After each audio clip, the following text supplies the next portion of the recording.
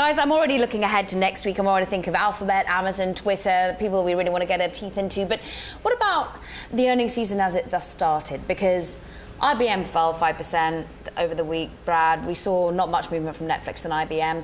Are you feeling there's much anticipation towards this key earnings season? Yeah, well, next week things really get started, but this week considered a preview. Netflix, very interesting.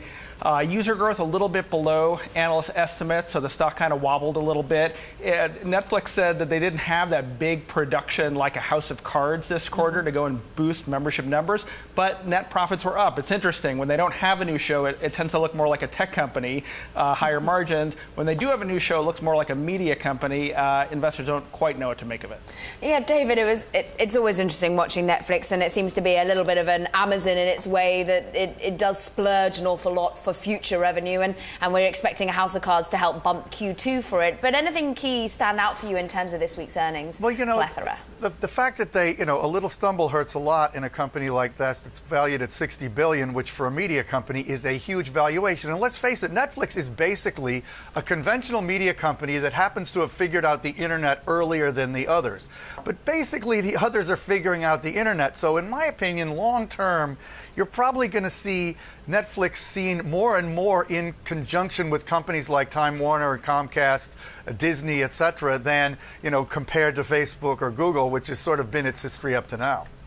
I mean, you're just talking about its particular valuation. When its price to earnings is 187, according to the Bloomberg terminal. That is something to keep an eye on. No wonder it's so sensitive to its numbers and how they come out. Let's flick it on a gear and let's talk about F8, because that's what really captured the imagination here in Silicon Valley, because we heard from Facebook, really the next big bet being augmented reality, Brad, but we also heard about being able to understand words through your skin, being able to have mind reading. What did you think of it? Well, of course, I'm interested to hear what David thinks about this. But the augmented reality thing, a lot of people couldn't resist making the comparison to Snap, and of course, what it has been doing with augmented reality. I consider it to be the kind of Pokemon Goification of the world. Can we bring all these digital wonders to our phones, overlay it with real reality, come up with new solutions?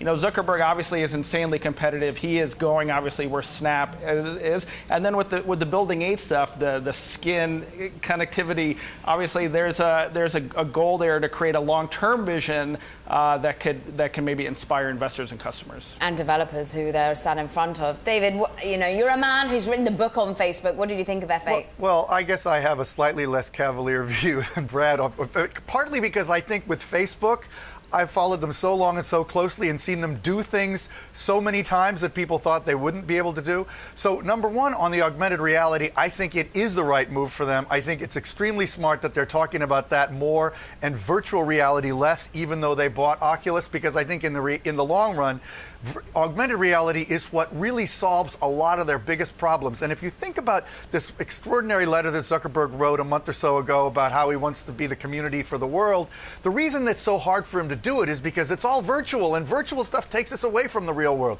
Augmented reality has this potential to blend it all together. I think that's very cool. Building 8, there's some great stuff there too, which I could talk about. David, do you think Facebook needs, or any tech company needs, the glasses to make augmented reality real? I mean, why do we want to look down at our phones to understand the real world around us? I mean, isn't that why Pokemon Go eventually sort of fizzled out? Yeah, I think it's a great question. Obviously, we don't have the interface for augmented reality. Do I think we will have it? Yes. Do we know what it is? No. Do I want to have a big stupid glasses on my face? No.